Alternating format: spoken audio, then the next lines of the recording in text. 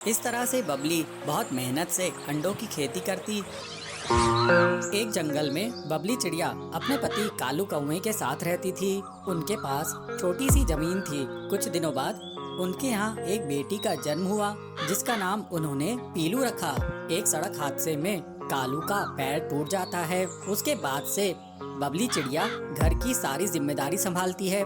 बबली चिड़िया अपने खेत में बहुत ज्यादा खाद डालती थी, जिसकी वजह से उसकी फसल सूखने लगी और जमीन बंजर हो गई।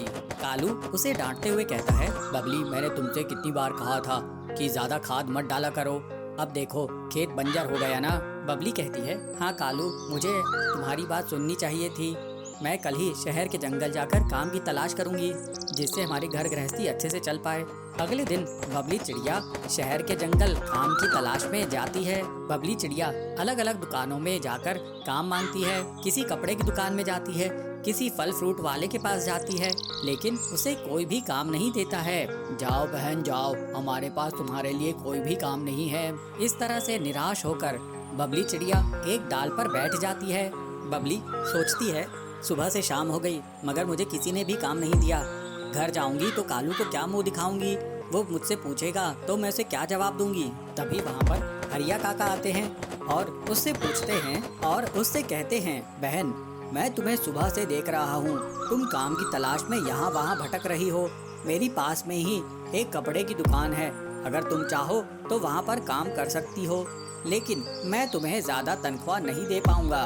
बबली उस कपड़े की दुकान में हरिया काका के यहाँ काम करने लगती है। ऐसे ही कुछ दिन बीत तो जाते हैं, लेकिन फिर वो कपड़े की दुकान बंद हो जाती है और बबली एक बार फिर से बेरोजगार हो जाती है। दुखी मन से बबली अपने घर आती है और ये बात अपने पति को बताती है। वो रोते रोते कहती है, हे भगवान, ये कैसे दिन हमें दिखा रहे हो। अभी ले देकर तो मुझे कुछ काम मिला था, लेकिन फिर से मेरा काम छुड़वा दिए। अब मैं क्या करूंगी। अपनी माँ को रोता हुआ देखकर पीलू कहती है, माँ क्या हुआ तुमको। पापा, मम्मी क्यों रो रही है। मम्मी, आप आज भी मेरे लिए मिठाई लेकर नहीं आई। मैं आपको कब से कह रही हूँ कि मुझे मिठाई खानी है। कालू अपनी बेटी को डांटते हुए कहता है, चुप हो जा, देख नहीं रही तेरी माँ की नौकरी चली गई है और तुझे मिठाई खाने की सोच रही है। बबली कहती है, आप इसे मत डांटिए, इसमें इसका क्या दोष है, इसमें सिर्फ मेरे भाग्य का दोष है। और फिर उस रात पूरा परिवार बिना खाना खाए ही सो गया। अगले दिन सुंदरी काकी बबली से मिलने के लिए आती है। बबली उनसे पूछती है, कैसी हो काकी, घर में सब ठीक तो है ना। बेटी, मेरे लिए तो अब तुम लोगों के सिवा और कोई है नहीं, इसलिए तुम लोगों का हालचाल पूछने आ गई। तू बता, तू कैसी है। बबली कहती है, क्या बताऊं काकी, इनका तो पैर टूट गया है, मेरा खेत बंजर हो गया है और मुझे कहीं काम नहीं मिल रहा है। क्या करूं, कुछ समझ नहीं आ रहा है। उसकी काकी कहती है, तू दुखी मत हो बेटा, तू मेरे साथ अपने पूरे परिवार को लेके चल। मेरे यहाँ अंडे की खेती है, तू उसकी देखभाल करना। जब अंडे पक जाएंगे तो उन्हें तू बेचकर अपने परिवार का खर्च चलाना। मेरा क्या है, मैं आज हूँ कल नहीं रहूंगी। मैं जाने के पहले तुम लोगों को अपनी पूरी जमीन जायदाद दे देना चाहती हूँ। इसके बाद बबली चिड़िया अपने पति और बेटी के साथ अपनी काकी के यहाँ चली जाती है और उसके यहाँ अंडे की खेती करने लगती है। कालू बबली से कहता है, बबली, क्यों ना तुम पीलू को अंडे के बगीचे में ले जाओ, इसने कभी अंडे नहीं खाए, इसको आज अंडे खिलाओ, देखो इसे मजा आएगा। फिर बबली पीलू को अंडे के बगीचे में लेकर जाती है। अंडों को देखकर पीलू बहुत खुश होती है। जो अंडे पक गए होते हैं उन्हें तोड़कर पीलू को देती है। पीलू चिड़िया खुशी खुशी उन अंडों को खाती है। इस तरह से बबली बहुत मेहनत से अंडों की खेती करती और उन्हें बाजार में बेचकर आती। धीरे धीरे उनकी अच्छी खासी आमदनी होने लगती है और फिर वो लोग खुशी खुशी रहने लगते हैं।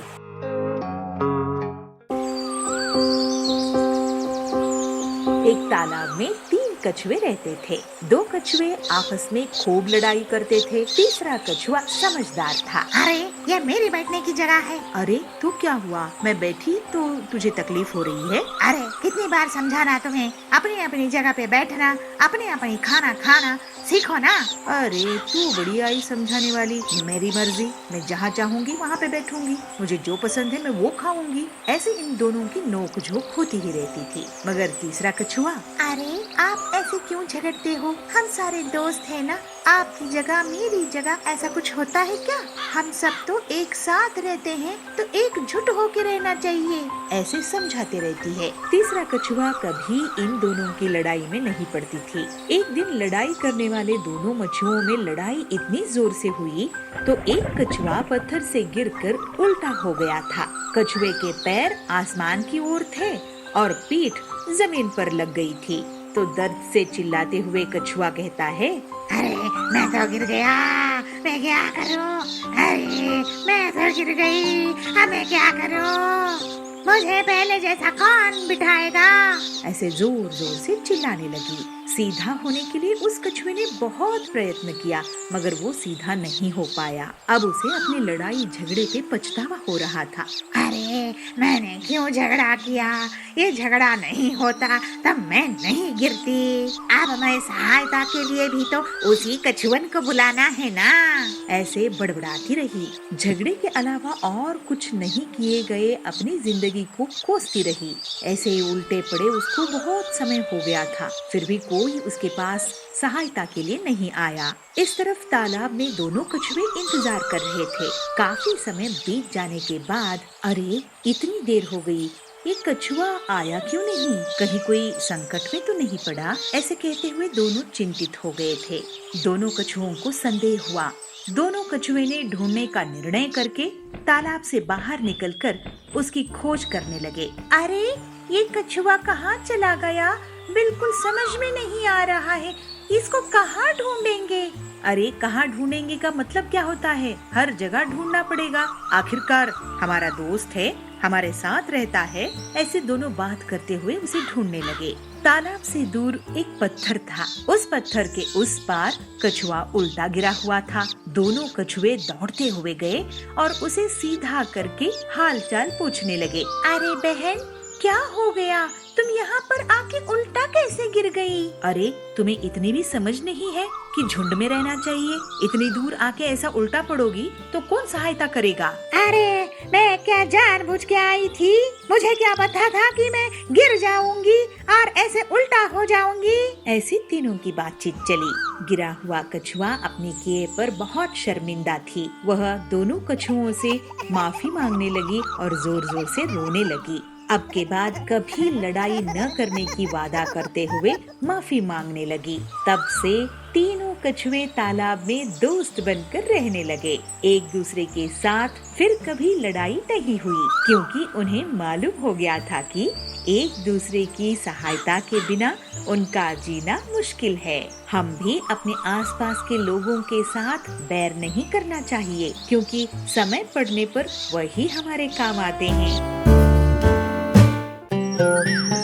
नंदन वन में पीलू चिड़िया अपने पति बबलू के साथ रहती थी। बबलू कबूतर बहुत ही आलसी था। वो कोई काम धंधा नहीं करता था। घर का खर्च चलाने के लिए पीलू चिड़िया पड़ोसियों के यहाँ कुछ काम कर लिया करती थी। ऐसे ही समय बीतता जाता है और पीलू चिड़िया को 2 बच्चे होते हैं। पीलू चिड़िया परेशान हो जाती है। वो सोचती है, हे भगवान, अब तो 2 बच्चे हो गए हैं, मैं घर का खर्च कैसे चलाऊंगी? मेरा पति आलसी और निकम्मा है, इससे तो कोई उम्मीद करना ही बेकार है। इस तरह कुछ दिन बीत जाते हैं, लेकिन बबलू कबूतर आलसी का आलसी ही रहता है। पीलू चिड़िया उस पर एक दिन जोर से चिल्लाती है, अरे कैसे पति हो, तुम्हें हमारा कुछ ख्याल नहीं? अरे मेरा ख्याल नहीं तो कम से कम बच्चों का तो सोचो, कुछ काम करो, उनके भविष्य के बारे में कुछ सोचो। क्या तुम नहीं चाहते कि हमारे बच्चे भी दूसरे पक्षियों की तरह आराम से जिंदगी गुजारे? तुम्हें कुछ तो शर्म आनी चाहिए। बबलू कबूतर गुस्से से उठता है और कहता है, अरे कमबख्त, मुझे चैन से सोने दे, जब देखो चिक चिक करती रहती है। क्या मैं नहीं करता तेरे बच्चों की देखभाल? मैंने नहीं कहा था तुझे बच्चे पैदा करने के लिए, तूने पैदा करी है, तू ही उन्हें संभाल, मैं अब तेरे साथ नहीं रहूंगा, मैं चला।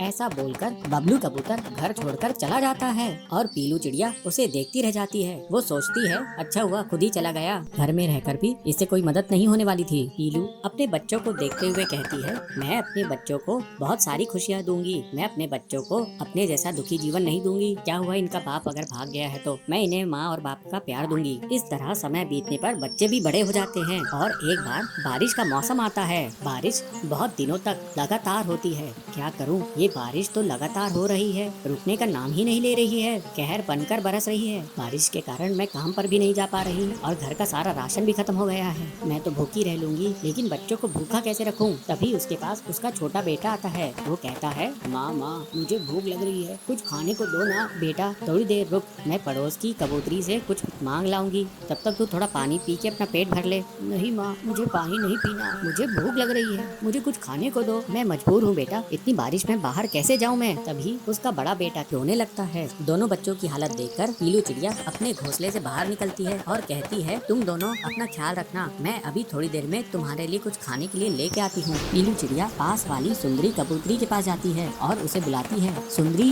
ओ सुंदरी बहन, थोड़ा बाहर तो आओ। बहन, मुझे थोड़ा अनाज दे दो, मेरे बच्चे भूख से तड़प रहे हैं। इतनी बारिश में तुम्हें तुम्हारी मदद नहीं कर सकती पीलू चिड़िया, अब तुम यहाँ से चली जाओ। पीलू चिड़िया निराश होकर अपनी एक अमीर सहेली के घर जाती है। पीलू बहन, मेरे बच्चे 2 दिनों से भूखे हैं, मुझे कुछ अनाज दे दो, तुम्हारे पास तो पैसे भी हैं। ये लो पीलू, 1 बोरी अनाज, इससे तुम्हारा कुछ दिन तक काम चल जाएगा। अब जल्दी जाओ और जाकर अपने बच्चों को भोजन कराओ, वे भूखे होंगे। बहुत बहुत धन्यवाद बहन, तुमने सच्ची सहेली होने का फर्ज अदा किया है। पीलू अनाज की बोरी लेके अपने घोंसले की तरफ उड़ के जाती है। वो दोनों बच्चों को खाने के लिए अनाज देती है। वो दोनों बच्चे भोजन करके सो जाते हैं। कुछ दिनों बाद बारिश रुक जाती है। फिर पीलू चिड़िया खुशी खुशी काम पे जाती है और मेहनत करती है। मेहनत करके वो काफी धन जमा कर लेती है, जिससे वो अपनी सहेली का उधार भी चुका देती है और अपने बच्चों की अच्छी परवरिश करती है। इस तरह पीलू चिड़िया अपने दोनों बच्चों का जीवन सुधारने में सफल होती है।